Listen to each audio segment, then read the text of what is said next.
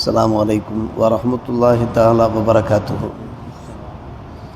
وعن عبد الله بن سلام رضي الله عنه أن النبي صلى الله عليه وسلم قال: أيها الناس أفشوا السلام وأطعموا الطعام وصلوا بالليل والناس نيام تدخل الجنة بسلام. رواه الترمذي. بسم الله الرحمن الرحيم. அப்துல்லாஹ் இப்னு சலாம் ரலியல்லாஹு அன்ஹு அவர்கள் நபிகள் நாயகம் ஸல்லல்லாஹு அலைஹி வஸல்லம் அவர்கள் நபின்றதாக அறிவிப்பு செய்கிறார். மக்களே, நீங்கள் உங்களுக்கு மத்தியிலே சலாமை பரப்புங்கள். அஸ்ஸலாமு அலைக்கும் என்கின்ற அந்த அழகிய வாசங்களை பரப்பிய வாருங்கள். ஏழை எளியோருக்கு நீங்கள் உணவளியுங்கள். மக்களெல்லாம் உறங்கி கொண்டிருக்கிற நிலையில் இரவு நேரத்திலே நீங்கள் எழுந்து தொழுங்கள்.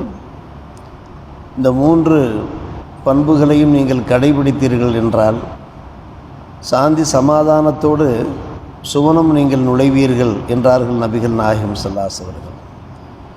3 முக்கியமான ஒரு விஷயம். சலாத்தை பரப்புவதன் மூலமாக மக்களுக்கு மத்தியில் நல்லிணக்கம் ஏற்படும், சுமூக உறவு ஏற்படும். ஏழை எளியோருக்கு அன்னதானம் வழங்குவதன் மூலமாக, உணவளிப்பதன் மூலமாக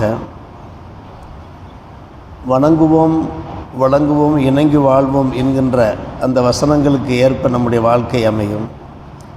இரவு நேரத்தில் அல்லாஹுவை தொழுவதன் மூலமாக இறைவனுடைய நெருக்கத்தை பெற முடியும், ஒரு ஆத்ம திருப்தியை அடைய முடியும். இவ்வேளை நாம் தொழுகிறோம். இவ்வேளை தொழுவதன் மூலமாக நாம் கடமைகளை நாம் நிறைவேற்றுகிறோம். அல்ஹம்துலில்லாஹ். அது மிகவும் பாக்கியம் பொருந்திய செயல் என்பதிலே சிந்தித்தும் சந்தேகமில்லை. அதே சமயத்தில் இறை நெருக்கம் என்று ஒன்று தேவைப்படுகிறது. பல்வேறுபட்ட கவலைகள், விசனங்கள், சங்கடங்கள் நமக்கு இருக்கும்.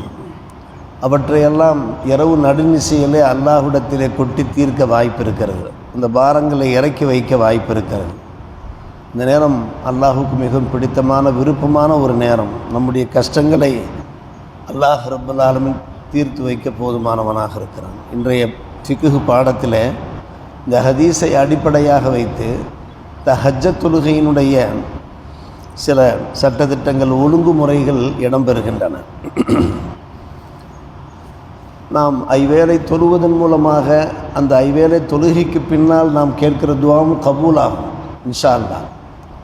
குறிப்பாக அருமை சகோதரர்களே, இரவு நேரத்தில் ஒரு நேரம் இருக்கிறது. அந்த நேரத்தில் நாம் துஆ கேட்டுவிட்டோம் என்றால் அல்லாஹ் ஏற்காமல் இருப்பதில்லை என்று நபிகள் நாயகம் ஸல்லல்லாஹு அலைஹி வஸல்லம் நவின்றிருக்கிறார். இன்ன ஃபில் லைலி லஸாஅத்தன் லா யுவாஃபிகுஹா ரஜுலுன் முஸ்லிம் யஸ்அலுல்லாஹ் ஹைரம் மின் அம்ரி துன்யா வல் ஆஹிரா. இரவு நேரத்தில் ஒரு முக்கியமான நேரம் இருக்கிறது. அல்லாஹ் விடத்தில் ஒரு அடியான் துன்யா சம்பந்தப்பட்ட தேவையாக இருக்கலாம், அல்லது ஆகிரத்து சம்பந்தப்பட்ட தேவையாக இருக்கலாம். அந்த நேரத்தில் அவன் கையேந்தி கேட்டுவிட்டான் என்றால் இல்லா ஆத்தாஹு ஐயாஹு, அல்லாஹ் அவனுக்கு வழங்கியே தவிர இல்லை என்று பெருமானார் ரசூலுல்லாஹி கரீம் ஸல்லல்லாஹு அலைஹி வஸல்லம் எடுத்துரைக்கிறார். வதாலிக ஃபீ குல்லி லைலா, வருடம் 365 நாட்களும் அந்த இரவு இருக்கிறது. அந்த இரவிலே அந்த குறிப்பிட்ட நேரம் துஆ மக்பூலாகக்கூடிய நேரம் இருக்கிறதாக சொல்கிறார்கள். எனவே தான் நல்லோர்கள், பெரியோர்கள், முன்னோர்கள், சத்திய சஹாபிகள் எல்லோருமே நமக்கு வலியுறுத்திய ஒரு விஷயம், நீங்கள் ஐவேளை தொழுவதோடு ஒரு அரை மணி நேரமாவது, ஒரு 3 to 3:30 அல்லது 3:30 to 4 அல்லது 4 to 4:30, இந்த மாதிரி ஒரு அரை மணி நேரமாவது நீங்கள் கண் விழித்து தொழுது அல்லாஹ்விடத்தில் துஆ கேளுங்கள். ஏக இறைவனுடைய ஒரு நெருக்கம் கிடைக்கும் என்கிறார்கள். அது மிகவும் சிரமமான ஒரு விஷயமும் கிடையாது.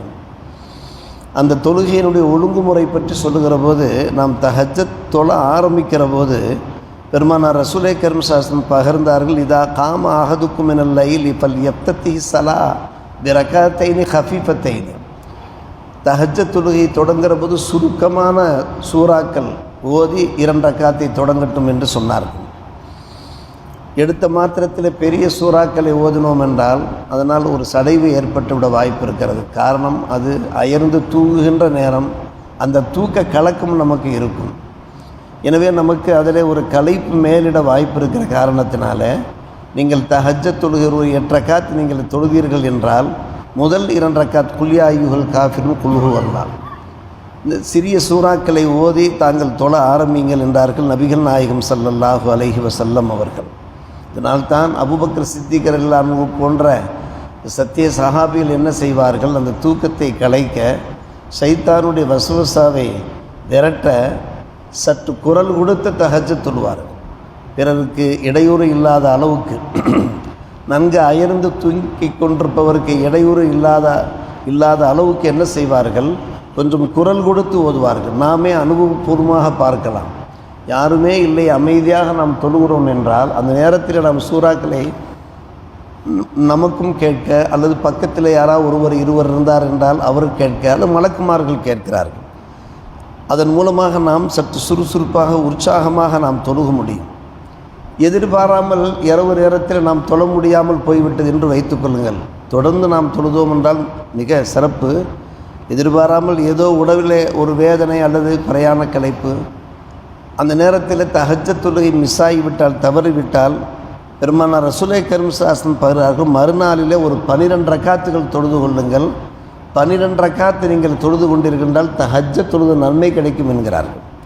பெருமானார் ரசூலே கரீம் ஸல்லல்லாஹு அவர்கள் சொல்வது, இதா ஃபாத்தத்துஹு ஸலாமின் வஜஇன் வைரி ஸல்லாமின் நஹாரி சிந்தை அஷரரக்கா. தஹஜ்ஜத் இரவு நேரத்தை தொழுது அந்த தஹஜ்ஜத்துடைய பாக்கியம் கிடைக்கும் என்பது எல்லாவற்றுக்குமே அன்பான பெருமக்களை ஒரு மாற்று ஏற்பாட்டை நம்முடைய மார்க்கம் செய்திருக்கிறது. நாம் பாக்கியசாலிகளாக ஆக வேண்டும், துனியா மட்டுமல்ல ஆகிரத்திலேயும் நாம் வெற்றி பெற வேண்டும் என்பதற்காக வேண்டி பல்வேறுபட்ட ஆலோசனைகளை சொல்கிறது. அதே போன்று இரவு நேரத்தில் சில ஹிஸ்புகளை நம் மக்கள் ஓதுவார்கள். அந்த இரவு நேரத்தில் மன்சில் ஓதுவார்கள். சில குறிப்பிட்ட வசனங்கள், சில குறிப்பிட்ட திக்ருகள், 1000 திக்ருகள் ஓதுகின்ற நடைமுறையில் உள்ளவர்கள் இருக்கிறார்கள். அதுவும் கூட தவறி போய்விட்டால் பெருமானார் ரசூலே கரீம் ஸல்லல்லாஹு அலைஹி வஸல்லம் சொல்கிறார்கள், ஃபகரஊ ஃபீமா பைன ஸலாத்தில் ஃபஜ்ரி வ ஸலாத்தில் லுஹர். ஃபஜ்ரு தொழுகைக்கும் லுஹர் தொழுகைக்கும் இடையில் அதை ஓதிவிட்டால் குத்திபலகு, அவருக்கு நன்மை பதிவு செய்யப்படுகிற அன்னமா கரவுமின் அல்ல. இது இரவு நேரத்தில் ஓதினால் என்ன நன்மை கிடைக்குமோ அந்த நன்மை கிடைக்கிறது. ஒரு பக்கம் நாம் தொழுகிறோம், மறுபக்கம் நாம் என்ன செய்கிறோம், சில திக்ருகளை யா அசீஸ், யா கஃபார் ஓதலாம், யா ஷாஃபி, யா காஃபி, யா கனி, யா ஃபத்தாக நாம் ஓதலாம். ரப்பி லிமா அன்சல்த இலைய மின் ஹைரின் ஃபக்கீர் ஓதலாம். அல்லாஹும் மக்ஃபிரத்துக்கு அவுஸௌ மின் துனூபி வ ரஹ்மத்துக்கு அர்ஜா இந்தி மின் அமலி ஓதலாம். லா ஹவ்ல வலா குவத்த இல்லா பில்லாஹில் அலியில் அதீம்.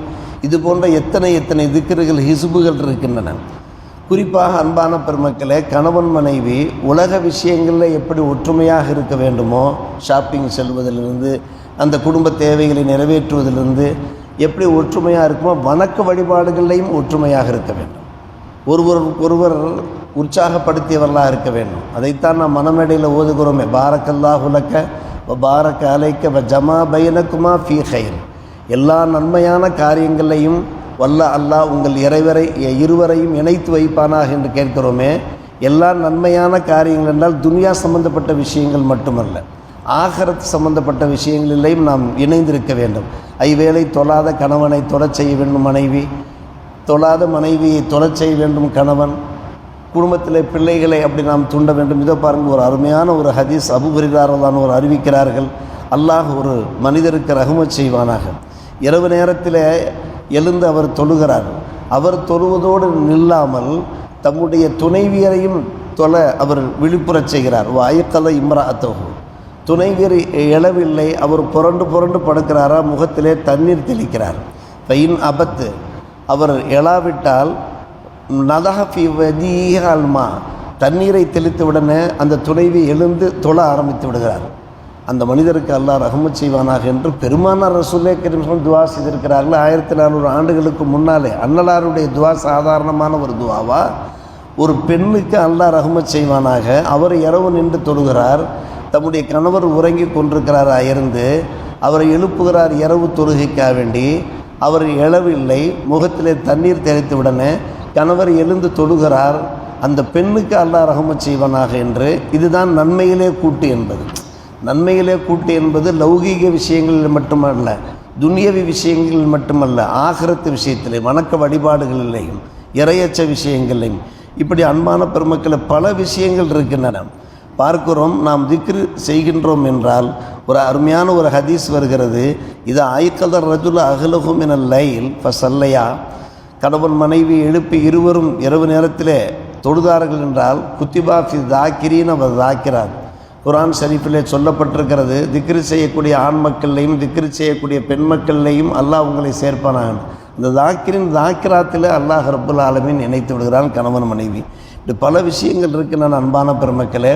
எனவே ஐவேளை நாம் தொழுகிறோமே, இதன் மூலமாக கடமையிலே நாம் நிறைவேற்றுகின்றோம். அதிலேயும் இறை நெருக்கம் கிடைக்கிறது, சற்றும் சந்தேகம் கிடையாது.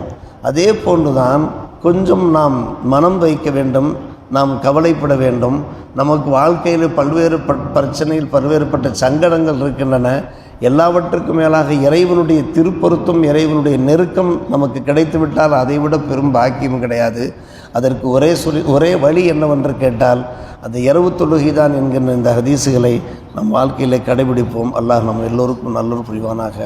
வாஹிர் தாவானா அல்ஹம்துலில்லாஹி ரப்பில்